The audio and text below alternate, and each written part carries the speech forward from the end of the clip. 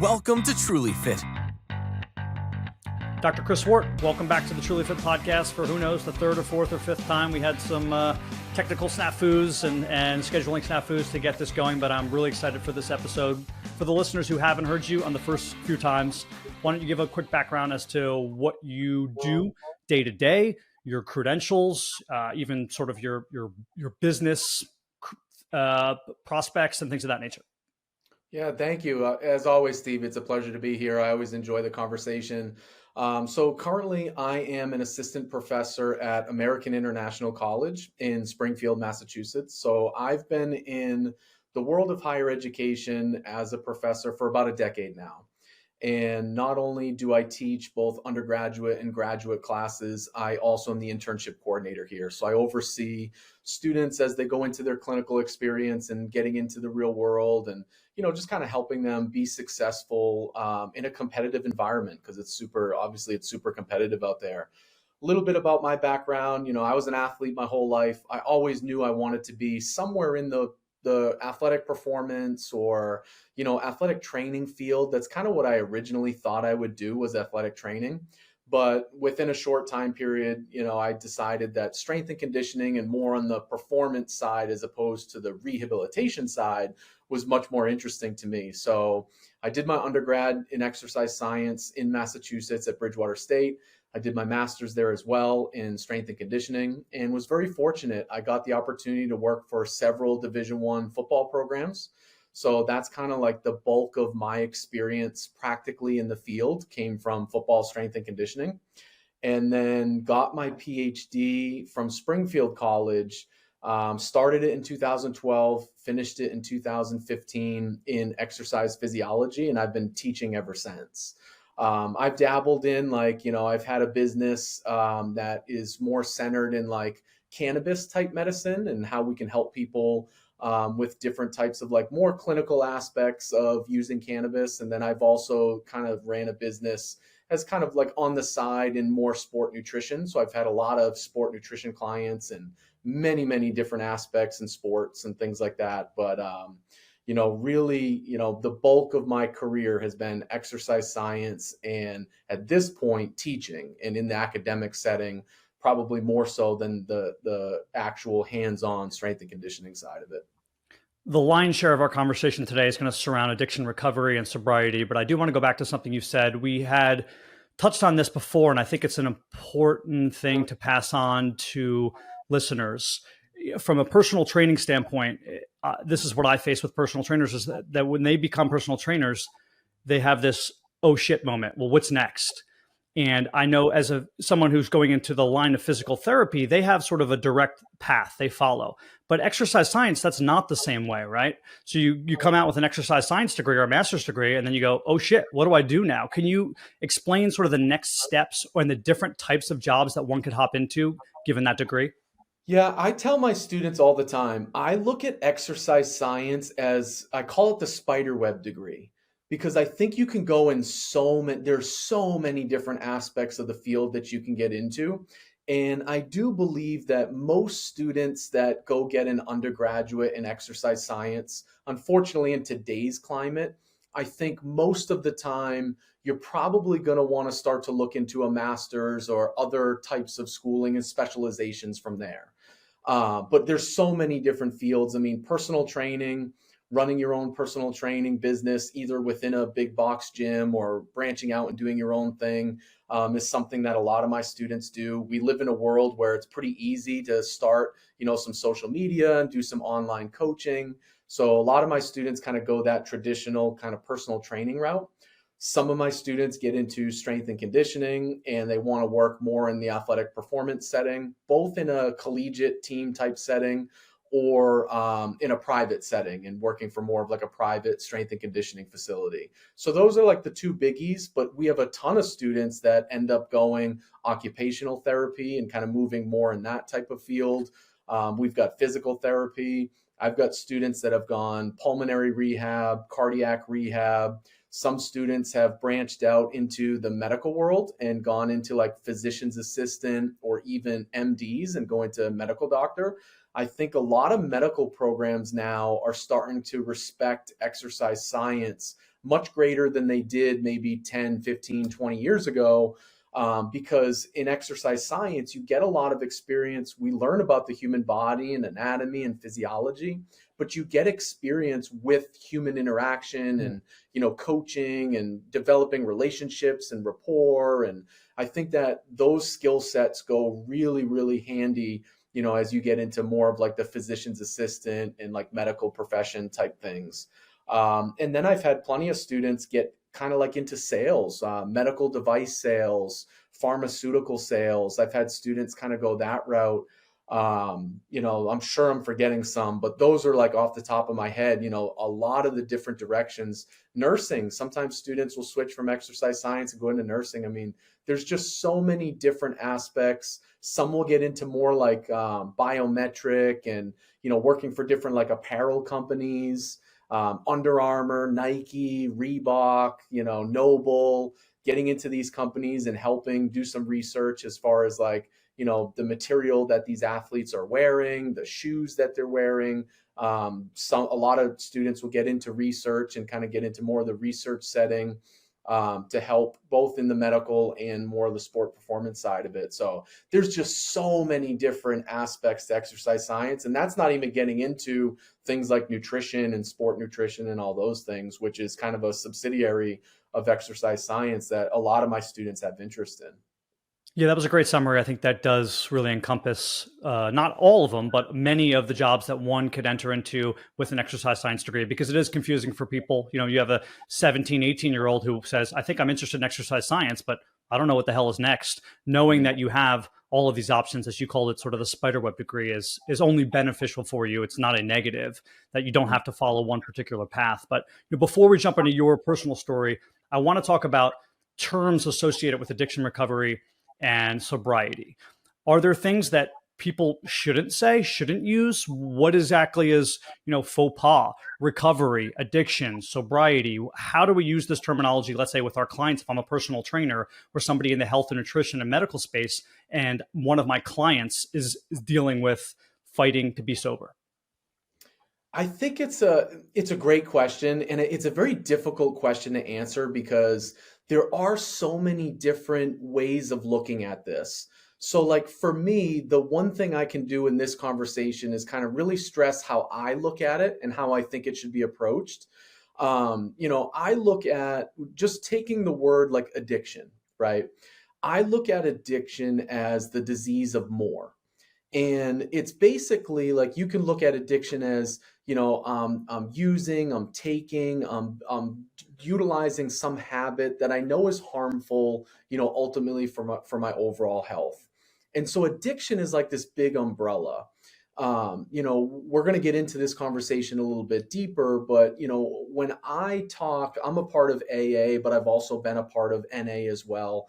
When I say that and I identify as an alcoholic, what I'm saying is that's my drug of choice, right? I recognize that alcohol is a drug, just like anything else, ultimately is a drug. So addiction is just this very big umbrella of, really encompassing anything that you're using, taking, or doing that essentially is harmful to your health.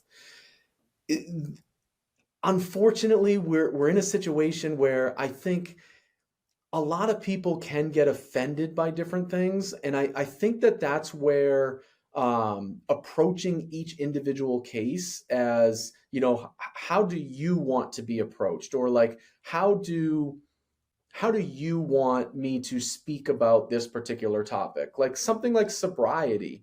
I personally believe when somebody talks about sobriety and recovery, I think those are two different things. I look at it as sobriety is simply staying away from whatever your substance is, and that would be classified as sobriety. When somebody says they're in recovery, this is the way I look at it, and this is what I mean when I talk about it. Recovery means to me that I'm doing other things that are supporting my overall health. I'm not just like white knuckling and staying away from my substance. And that's where something like the program of AA comes in. And we do things like going on commitments, We talk about higher power and spirituality. We talk about having a home group. We talk about helping others. I'm part of a community. And so I kind of look at it that way. Sobriety and recovery are kind of ultimately two different things.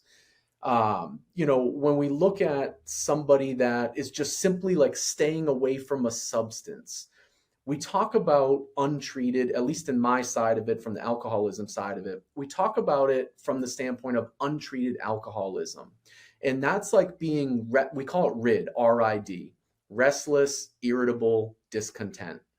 And those are kind of the feelings and things that I know me specifically I was dealing with. And I didn't have a way, even when I wasn't drinking, I didn't have a way to kind of treat those symptoms. And we'll talk about it as this podcast goes in. I don't want to talk about it all right now, but there are certain things I had to do to essentially put myself into recovery, not necessarily sobriety, right? And I think the last thing I'll say before I let you jump in here is like, sometimes people will look at a stigma of, well, I'm calling this person an addict, or they call themselves an addict versus an alcoholic versus somebody in recovery. There's a lot of different ways to look at this. I've heard people say I'm a person in recovery, or I'm a person that struggles with addiction.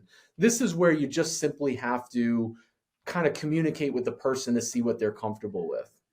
Yeah, the last thing you said sort of resonated with me is that the level of importance that, if you want to call it an issue, a characteristic, plays in someone's mind isn't necessarily what it plays in the other person's mind who's talking to them. Meaning, like, we're both bald, but like, I'm not going to introduce you as Dr. Chris Swart, who's bald, right? And I'm not going to introduce you to Dr. Chris Swart, who's an addict. These are just things that don't really matter to me. They're just in the periphery. But for some people, being an addict is a huge part of their personality. They have to keep it up front in consciousness every day and remind themselves, because that's a way to maybe stave off the alcoholism or the addiction, right? So it's just interesting how, somebody might think of that characteristic as very important to them when from my side of the table, it's not as important, if that makes sense. Yeah, it makes 100% sense. And like, I've heard people, like I said, just basically what I was just talking about, like I've heard people speak at a podium at an AA meeting. And they step right up, and that's the first thing. I'm an alcoholic. This is the most important thing I'm going to say all night. This is my identity. And that works for that person, right? And I think that one of the things that I think a lot of people need to understand about recovery is everybody has a different path. It's kind of like a fingerprint, right? At least that's what I've learned over time. No two people's recovery or sobriety journey looks identical. And so there are certain people that have to stand up in, that's their identity. I'm an alcoholic, and this is, or I'm an addict, however they want to identify themselves. And that's what keeps it at the forefront of everything. Other people are exactly what you just said. I'm a father, I'm a son, I'm a good husband, whatever the case may be, that's their identity. And they kind of look at, maybe their personal issues as secondary or tertiary, and that works for them. And that's perfectly fine, right? And that's why I say, like, you kind of have to feel out each case as each case is presented in front of you, because everybody is going to view this a little bit different, and they're going to prioritize it a little bit different. For me personally, I have learned, and this is just what I've learned over time, like I do have to keep my identity, especially now, kind of wrapped up in the fact that I am in recovery. And I recognize today that if I lose that, then I lose everything else, right? I will lose my family. I will lose my job. I will lose my personal relationships, my girlfriend. All of those things will start to crumble if I don't keep the fact center at my heart of, I have struggled with alcoholism, and I have to almost identify as that, more often than not. So I'm one of those people where I'm very open about it. At least now. I wasn't so much years ago, but at least now, because of the fact that I've recognized, if I don't, then the house of cards will fall. For those who haven't heard the first few podcasts you were on, you have an extremely in-depth knowledge of the body and the mind scientifically.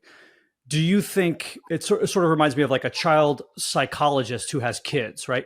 Do you think does the child psychologist actually function the right way when the kid throws the bowl of spaghetti across the room because he knows better about what's going on, if that makes sense? Like, do you feel like your in-depth knowledge of the body and the mind aids in any way in your recovery process, or no?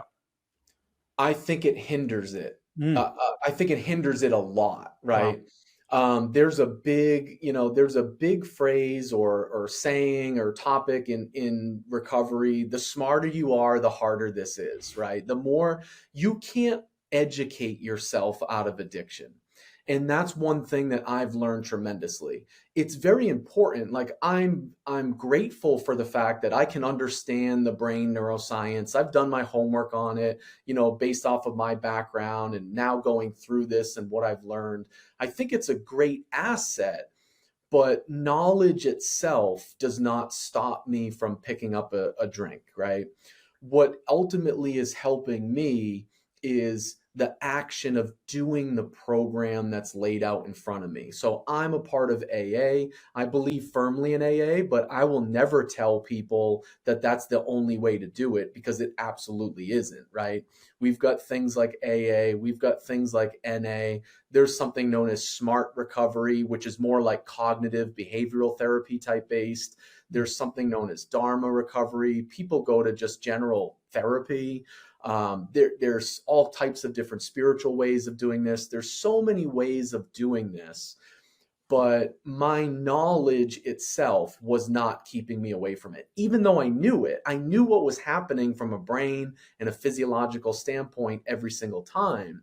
But what happened was, we talk about this a lot in meetings. The smarter you are, the more you try to outsmart yourself, Mm, right? yeah. And that becomes the ultimate problem. I mean, I know years ago I saw a therapist for this, like when I was in like my mid 20s, and family started to recognize it was a problem. And one of the first things he told me, and he was a family friend, so he kind of knew me growing up. He said, "Chris, you're going to really struggle with this." And I said, "What do you mean?" And he said, the smarter and more like intellectual you are, the more challenging it can be for a lot of people to stop, because you're going to outsmart yourself. You're going to like, fool people and trick and manipulate and all these different types of things. And that's definitely been a part of my story. I've experienced that so much, throughout the last 2 decades as this has progressed, outsmarting myself. So it's great. It's good knowledge to know. And it's good knowledge for me to share. I enjoy sharing, the neuroscience and how, alcohol and drugs and any addictive substance impacts physiology. But that in and of itself has not been able to keep me sober. There's other things, which I'll get into, that are like the bedrock of me and my success now moving forward. Before we get into science and studies and rehab, I want to focus a little bit more on the experiential. I've heard from other people who are in AA, alcoholics, that when they've had their first drink, it was like they filled a void that they've been looking for their whole life, that it was a different experience, although we can't tell what anyone else experiences, but they would assume it's a different experience than, let's say, when I had my first beer or glass of wine. Do you find that to be true? Yeah, so I'm going to talk about a few things right now that are hard to talk about, right? And this whole conversation is obviously a challenging conversation, but it's something that, I recognize I have to do. I think it's important for me in my journey to go out and share this, especially because I enjoy, speaking and doing things like this. I talked about that RID, restless, irritable, discontent. And we look at that in the addiction world as untreated alcoholism, or you could just call it untreated addiction. And there are certain personality traits that young people on average tend to portray before they pick up a substance of choice, whatever it may be for them. And some of those things are like lying, cheating, and stealing, right? And I hate admitting it, but like if I go back and I look at my childhood, I had those characteristics, right? I got caught lying as a kid. My parents were always catching me in like these little lies as a kid. I would steal things. I was cheating at video games or board games or whatever. Like these are characteristic traits of mine that I saw at a young age, but didn't recognize them as a problem. And as the years went on, like I certainly did feel restless, irritable, discontent, not necessarily happy with my life. I always kind of knew something was a little bit off with, what was going on deep down emotionally. And, a lot of alcoholics and addicts talk about like not really being connected to a group of people. I was an athlete my whole life. I had a lot of different circles of friends and sports teams I was involved with, but I was never really like super connected with a lot of people. And one of the things that's talked about a lot in the recovery world is connection being the opposite of addiction.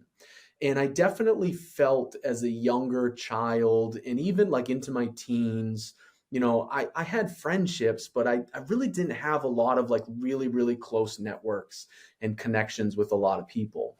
And so, yes, when I picked up my substance, which is alcohol, when I picked that up, and I was a late bloomer, I didn't start drinking alcohol till basically end of high school, early college. But when I did pick it up, I remember the first time I put alcohol into my system. I can remember it like it was yesterday. I know exactly where I was, how I felt. I remember walking down the hallway, feeling that euphoria. And 100%, I felt like, wow, I found the answer to this like mental uneasiness that I felt all these years as a child. I certainly had that experience. And unfortunately, I've chased that experience. Like I've heard in AA or NA a lot, I've chased that experience over several decades and never had that same experience. And that has perpetuated this cycle of, forget about getting into the brain neuroscience just yet. It's just perpetuated this cycle of, man, I just want to get back to how I felt in my early days of use. And it's never going to be the case. One of the things I've learned is I'll never be able to feel that way again. And that's addiction in and of itself. Against all consequences, I continuously put myself back in this cycle to go back to that first use where it was almost like this out of body experience. I certainly can identify with that. We're all very biodiverse. What do we know about the physiological differences in someone who is an alcoholic and someone who is not? And do you personally do anything to sort of help that if that is possible? Yeah, I think one thing I've learned about addiction is it's more psychological than it is physiological. So it's more of a thinking. People talk about addiction as a thinking disease. And when I look at this, I look at addiction. There's something known as the disease model of addiction. And the disease model of addiction looks at its body, mind, and spirit. So the body side of it is when I put alcohol, and I'm speaking about me specifically, when I put alcohol into my system, I have this allergy or this craving or compulsion. You can use all three of those terms. The point is, when I put alcohol into my system, I have a different reaction than a non-alcoholic or somebody that's a non-problem drinker. And the reaction is my body processes it differently where it requires more. And that's when we get into something known as obsession. And so we've gone from the physical side of it to the mental side of it of something known as obsession. And obsession can be classified as this reoccurring or persistent thought or idea that is stronger than and does not respond to reason. So basically, once I put one drink of alcohol into my system, not to say that every single time I put it into my system, I'm going to get drunk and problems are going to arise, but the obsession starts to kick in. And that obsession causes myself and other alcoholics or addicts to want more of that substance. And so there's like this physical side of it that gets into and tied into the psychological aspect of it as well. And there is a spiritual piece of it. And I don't want to spend too much time on the spiritual piece of it because I think sometimes that could be a turnoff for a lot of people. But for me, I have found it to be the biggest kind of corrector of everything. I do look at addiction in many ways for a lot of people as a soul sickness. Once you go to rehab and you get rid of the physical side of it, or even the obsession over a certain time period, there's still something deep within me. And I couldn't put my finger on it, but there always was something deep within me that was just a little bit off.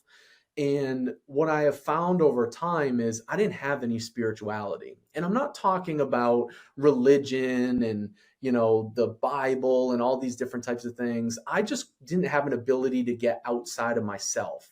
I was very ego driven. I was a manipulator, self-centered. Like, I can admit these things today. I wasn't admitting them years ago, but I can admit these things today. And there was some sort of a soul sickness. And I heard a guy in a meeting one time, he said, alcoholism or addiction is the disease of more. I used anything to fill this void. I couldn't explain it. I didn't know why I had it, but I had this void in my body.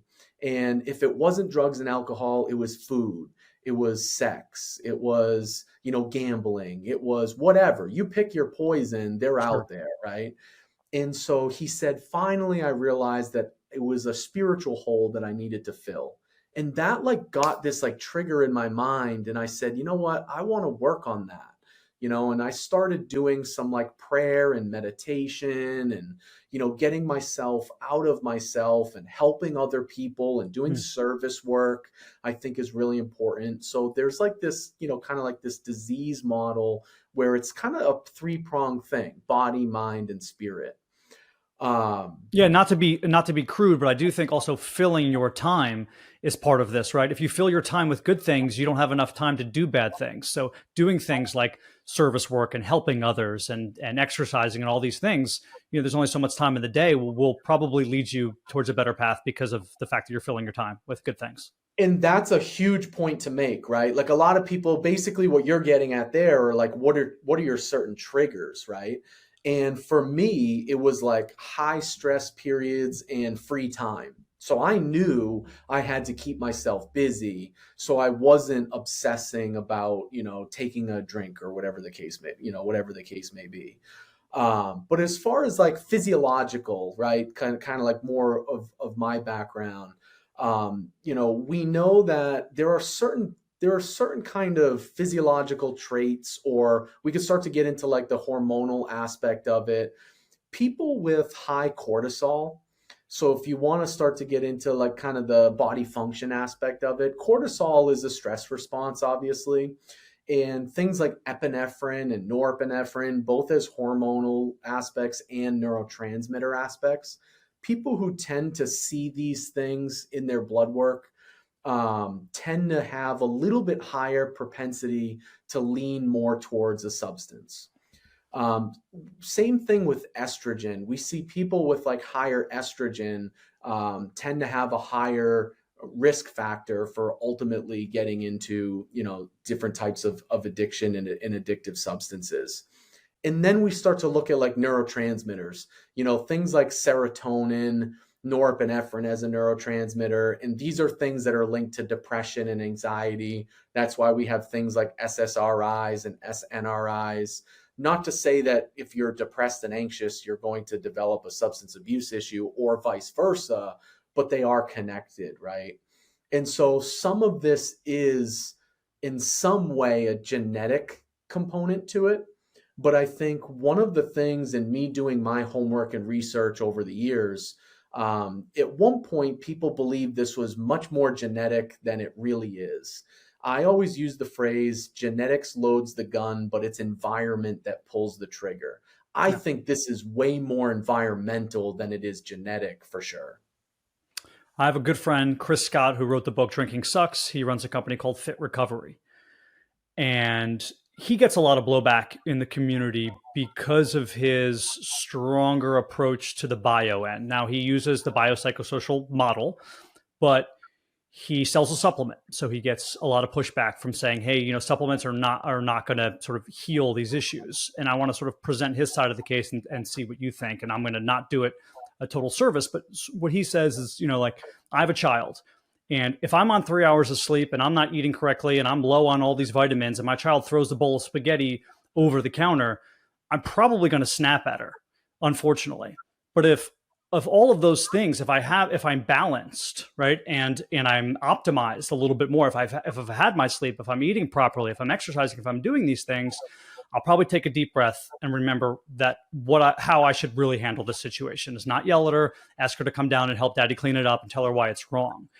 Do you think that there is space to say, hey, listen, if you've been drinking a liter of vodka a day or every other day for 10 years, we need to optimize the body so that you can make better decisions, so that you are calmer, so that anxiety levels are low? Or do you think this is misguided? No, I think it is 100% spot on, right?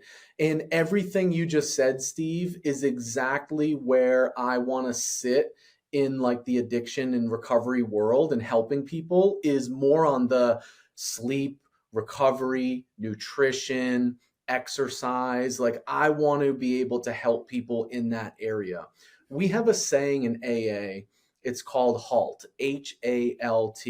Never get too hungry, angry, lonely, or tired. And basically, that's exactly what you're saying right there. It's like, if I'm not taking care of myself physiologically and health wise, like I will start to get the rid that I talked about, restless, irritable. And those are the things that tend to push people towards, now I need my substance of choice because I need to feel better, right? So I think the addiction world has really struggled. The medicine addiction world has struggled. Yes, we have these things that are called MATs, medically assisted treatments. There are medications that are out there. But where I think people are missing the boat is exactly what you just mentioned. Yes, those certain treatments can help people, but we need to focus more on the rest, the recovery, the exercise, the nutrition, the hydration, and the social aspect of like, hey, let's get people, if exercise is important, which we know it's very important. I know we'll talk about that in a second. But let's get people in the social aspect of exercise and like doing it in group settings and things like that to develop these connections. Remember how I said earlier, like I strongly believe that connection is the opposite of addiction. And a lot of people who struggle with addiction start to isolate because they are struggling. They do feel, all of these things that you just mentioned, and life gets away from them and they just throw their hands up in the air. I know I did that multiple times during that stress response. So yes, I agree 1,000%. We need to educate people that are struggling with addiction. How much sleep? We need to educate them on sleep hygiene. What's a good sleep routine? We need to educate them on getting enough calories and fueling their body appropriately. A lot of people that struggle with addiction, they are underweight because they prioritize their substance over everything. So getting people to get more weight on their body, putting more lean mass on. We know that the more lean mass somebody has, the better the opportunity to decrease mental health conditions. So all of these things are just vital factors that I think a lot of people are missing the boat on in the recovery world. I agree 100%, Steve. Yeah, and it seems like it's a big puzzle, and you need all these different pieces. Ultimately, I'm sure there's pieces we haven't even figured out yet. And I think maybe sometimes people think that one piece means more than another, and then when you present the other piece, they find it sort of a slap in the face, maybe a contradiction, maybe things can't be mutually exclusive. Wherein you say, hey, I'm talking about benign treatments, right? Taking multivitamins, exercising, doing these things. And we're like, well, where's the spiritual component come in? It's like, well, you can do both. Like you don't have to do one over the other. Now, I know there's other levels of treatment, let's say like ibogaine and psychedelics and those sorts of things that might have a little bit more of a claim, or they try to have a claim like, hey, this is actually going to heal you. And then that is conflicting and contradictory. But the vitamins are not. They're just in addition to helping you in your journey. But you know what happens, Steve? Because of my background, I love having these conversations like in meetings or after meetings. And you know what people say to me? They're like, yeah, I know. I'm supposed to sleep. I'm supposed to eat healthy. I'm supposed to exercise. I'm supposed to stay hydrated and minimize stress. I know all that. What else you got? Right. And it's like, well, you're not doing it. Right. And I'm not trying to like throw shade on the person. Sure. Like, you're not doing it. So why don't we start there? And let's get these things in place so you feel overall healthier, both physically and mentally, before you like really make your way into the recovery process. And, it's the same thing, even somebody that doesn't struggle with addiction, when I talk to them about basics of nutrition and exercise, they're like, yeah, I got that. But then the actual application isn't there, right? I've been to a treatment center 3 times, inpatient treatment center for a month each time. And I was blown away every single time on how little education they talked to us about nutrition, exercise, sleep, all of these things. There wasn't much education on all that. It was basically like, hey, let me keep you under this safe umbrella for 30 days and then put you right out into the real world. And I think that's where a lot of early recovery treatment centers are missing the boat. They're not helping people, at least in my experience, they're not helping people like really get better physically before we can really start to work on like the mental and spiritual side of it. Is it I'm not naivety, or do you attribute this to like a conspiratorial factor? Say that again. Is it more naivety, or do you contribute this to like a conspiratorial factor? The fact that they're not feeding you healthy foods, they're not pushing bio-optimization, things of that nature. I think it's a little bit of both, to be honest with you. Yeah. I think that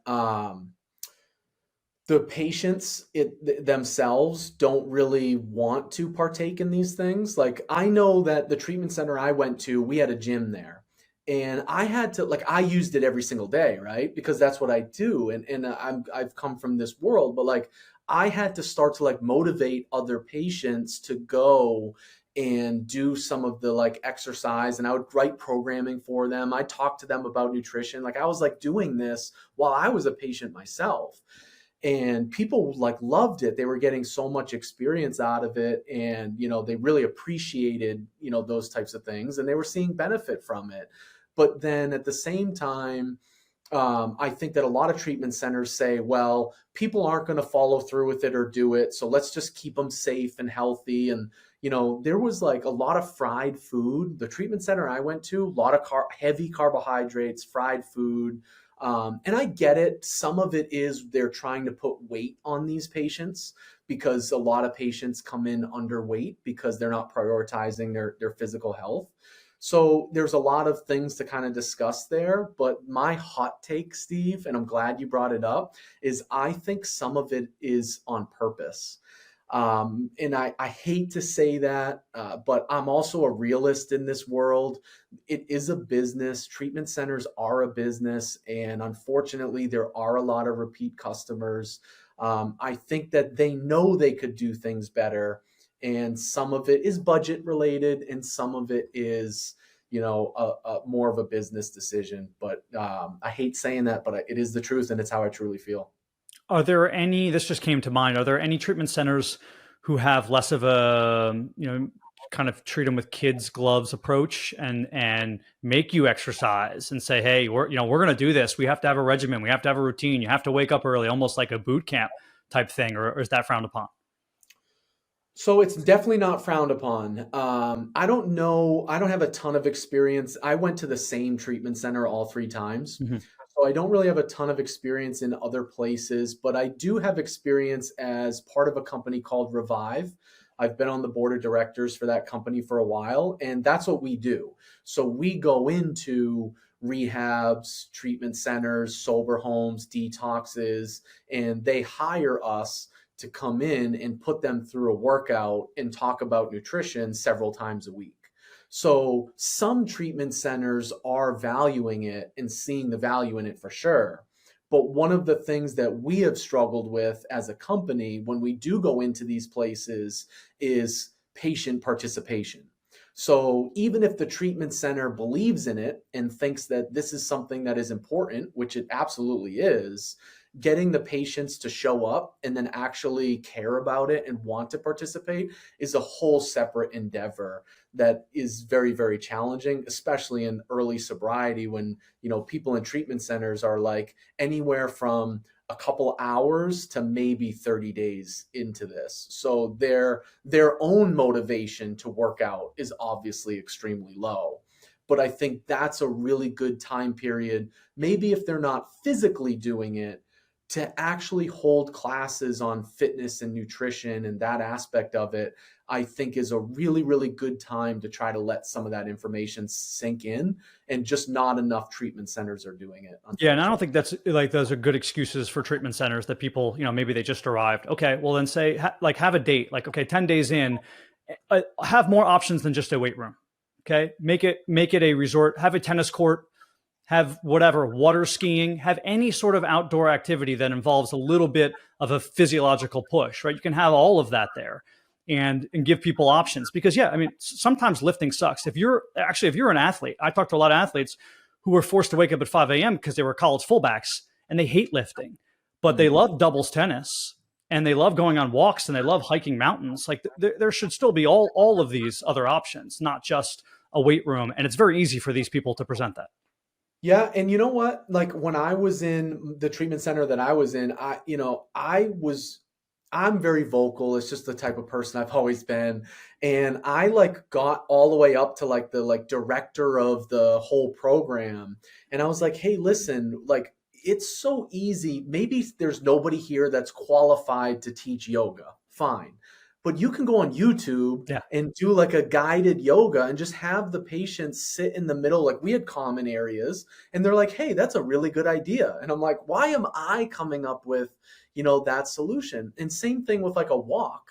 I was there during the summer one time and I'm like, why don't we just like take the patients and why can't we all go for a walk, outside? It's sunny out. Let's get some sunlight. Let's get the heart rate up a little bit. And they're like, hey, another great idea. And I'm like, man, this is not a good thing that a lot of these treatment centers are missing the boat. And I don't know if some of this is medical too. So like, I do know that when I was in the place that I was at, if you were to go to the gym, you had to get medically cleared. So I had to go through basically like a little mini physical while I was in there that says, okay, this person is able to exercise. So but I have to imagine, Chris, there's doctors all over those places. That can't be difficult to get a physical. Yeah. Right. So again, to have, to put these places near a small mountain or hills where people can go on a hike, to put these places near water where people can do water activities, beach activities, things of this nature. It doesn't seem like this is a genius idea. I just thought of it talking to you, impromptu here. It seems like there is you'd like to not attribute malevolence where you could attribute it like naivety, but it does seem a level of malevolence here. And also, what is the incentives? Like, shouldn't there be a large incentives, even if it's from the government or someone else, to say like, what's your recidivism rate? We if you get it under 80, we're going to give you X amount of dollars. And if you don't, we're not going to, right? Like what is actually their incentive to make sure that people don't come back there? I don't know. Yeah, that's a type of question that I want to know more about, right? Yeah. I want to know, why are the regulations the way that they are? At least let's just start with the one that I went to. Like I want to know more about why they had the protocols that they had, because I look at it as somebody that's in the field of overall health and wellness, of like, yeah, like you just said, there's so many things that can be done, instead of just like a lot of these patients, when I was in there, they were just like laying in their bed most of the day, watching TV. And granted, every case is different, right? And some people come in there and they truly need some like rest time. And I get that. But there were a ton of patients that I was there with that were like 100% ready to like move and exercise and maybe like do some music therapy, art therapy. Like there's so many other things that can be done. And I looked at it as like a holding tank, like that's the way my treatment experience was. And I know that there are great ones out there. But I think a lot of them are missing the boat and just not helping people with the overall wellness, of what can be done and how you can progress this thing to have success. Because the recidivism rate is ridiculous. It's close to 90% in many of the materials that I've been reading. It's close to 90% coming back. So it's a real struggle. Not to mention some of those activities build instant connection, which you described before as one of the most important parts, having that community and connection. If you're playing a 3-on-3 basketball tournament or something with everyone there, it's like you're building this camaraderie with people instantaneously. So you're really getting a 2-for-1 in some respects. Yeah, and like I don't want to go too deep down this rabbit hole, but I Sure. do want to bring this up. I think this is an important point because I saw this every single time, all three times I was in treatment.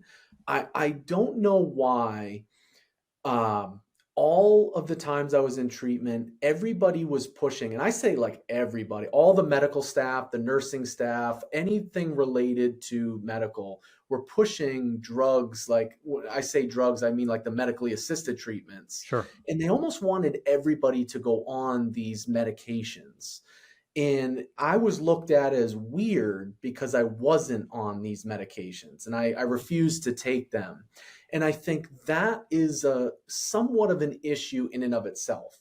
And I know that that can be a touchy subject. I think that there are certainly people that do need to be on certain medically assisted treatments. Sure. But I do believe that there were people that were walking out of treatment almost with another addiction because some of these medically assisted treatments are addictive in and of themselves. Yeah. So, they were coming out with medications that now they're going to have a challenge getting off of. Forget about their substance of choice. Now they're going to have a hard time getting off the medications that this treatment center put them on. And I think that's what creates a lot of this recidivism as well, is because when they do decide to come off those medically assisted treatments, they're right back to their substance, and if not greater, and then they're back to, padding the bottom line of that treatment center. And I think that's a big problem.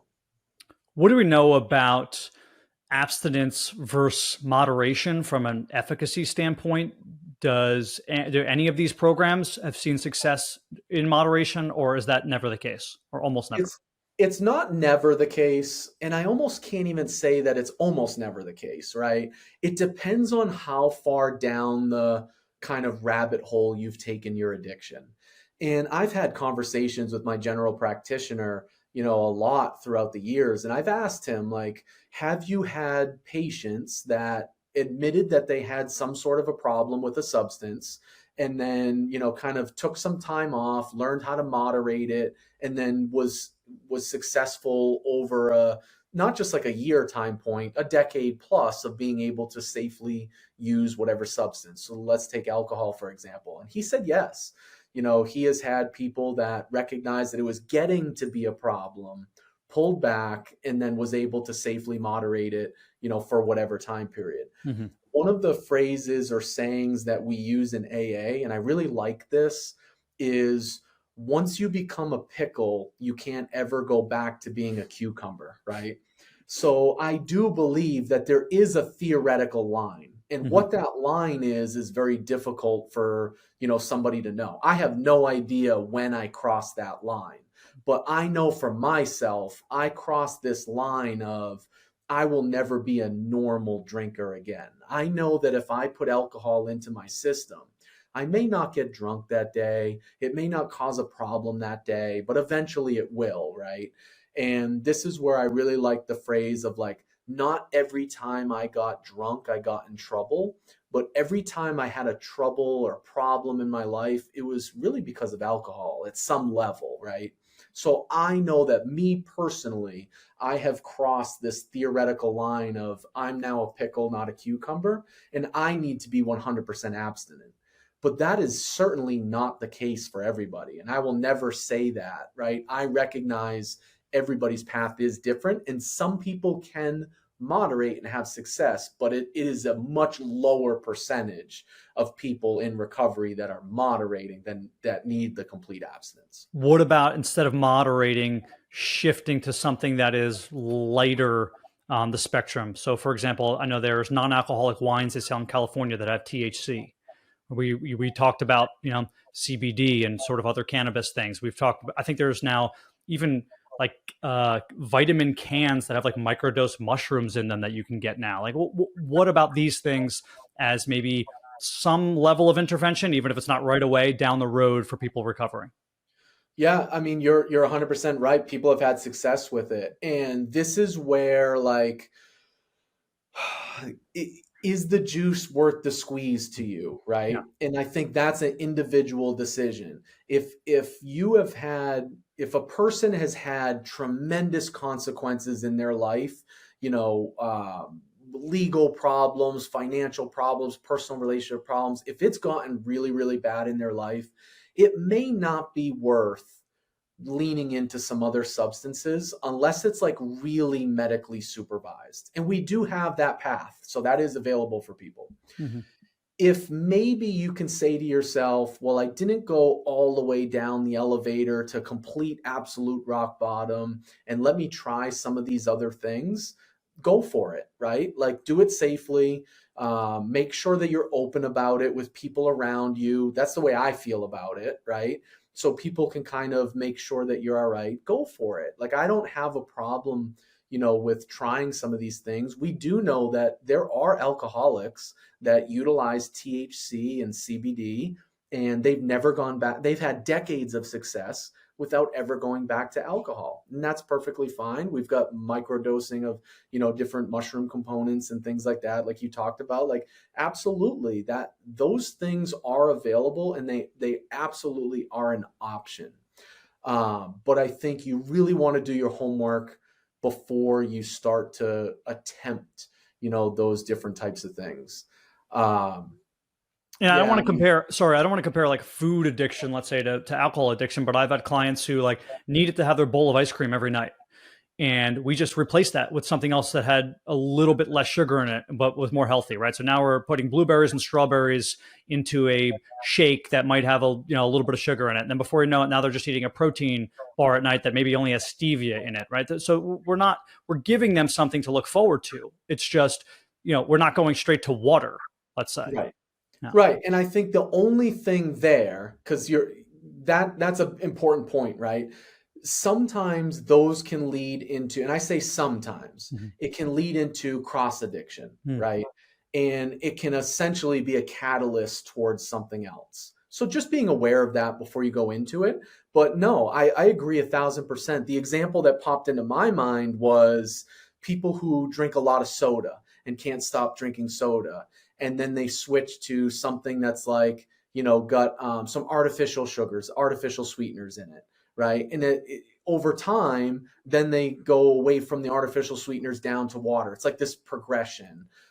That's absolutely perfectly fine. Like that was an example that I kind of thought about there. You just need to be aware of, is this now switching to something else? Just be aware of what would constitute this even starting to get out of control, right? In some capacity. As humans, we mentioned this term before, we're all very biodiverse. There's a spectrum, and we're all slightly different. But what I have seen a lot is that people that I know who have been struggling with addiction, if they can channel it, if they can get through, they become almost superhumans. They're able to put all of that energy and focus into their business or running ultra marathons or whatever that is. Do you also see that? And what is your analysis of that?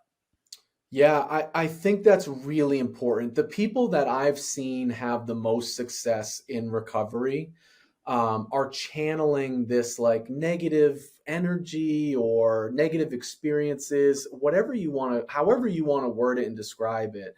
They're channeling it for the greater good. And, you know, sometimes our darkest past becomes our greatest asset. And I think that's what a lot of people, myself included, in recovery, I think that's how it should be viewed. You know, I know that for myself, you know, I have a great gift to share. I went through a lot of issues. A lot of it was behind the scenes, and people didn't know how much I was struggling. But those emotions, that dark past, the lack of sleep, the lack of like throwing my morals and ethics out the window sometimes, like really becoming a person I don't want to become, I can now use that to benefit other people's lives. And that's like the service work, you know, in the AA program that I participate in. And one of the slogans or sayings that I also love in AA is, we walk into AA big shots and work our way up to servants. And, I kind of have felt that a little bit, you know what I mean? I'm intelligent. I can do this without AA, blah, blah, blah, blah. And now I've found myself like, where can I help the next person? And how can I channel this, to become like superhuman and, give this like spiritual gift to somebody else to help them along the journey. And some people do return to like marathon running. They channel their negative past into growing a business, all the examples that you brought up, because I do believe that a lot of people that struggle with addiction, because I've seen it, are such good-hearted, hardworking people. So many people in it that I've met in the rooms of recovery. We're not bad people. We're just sick people that are trying to get well. And once we can get well, at least speaking for myself, that opens up a whole nother aspect and gratitude for life. And I think that's another important piece of it is, at least for me, and the success of other people is like being grateful for where I'm at. And that's what allows me to help other people is I'm just so grateful to be alive today. Because I know that if the ball bounced one different way many times, I could be dead. I mean, that's how serious, my addiction got throughout the years. There were times when I could have lost my life.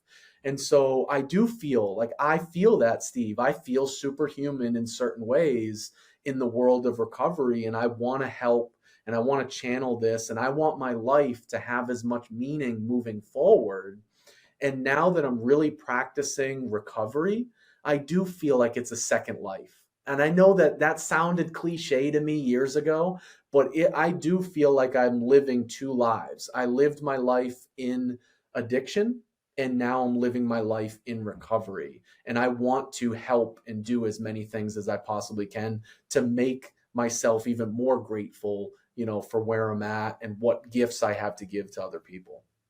Someone told me who has been sober for over 10 years and they were in a AA that at the time that they went, I don't know if they can still continue to go, but not lying was a big emphasis. And you could tell me why that is, if that is the case. But my assumption is that it's just like you said before, if you're smart enough, you're going to convince yourself into anything. So having to be, really transparent and upfront allows you to deal with the problem as is instead of push it away and say, I'll deal with this later. Yeah, I hear in AA all the time, especially from the old timers that have been around for a long time. They always say you're only as sick as your secrets, right?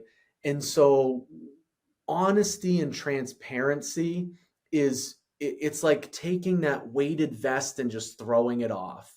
And one of the things that I've learned in AA is no matter what I come out and say, and it's hard, it can be hard for a lot of people to in public, not necessarily it's public, but like, you're with strangers and you're telling some of your deepest, darkest secrets, right? Sure.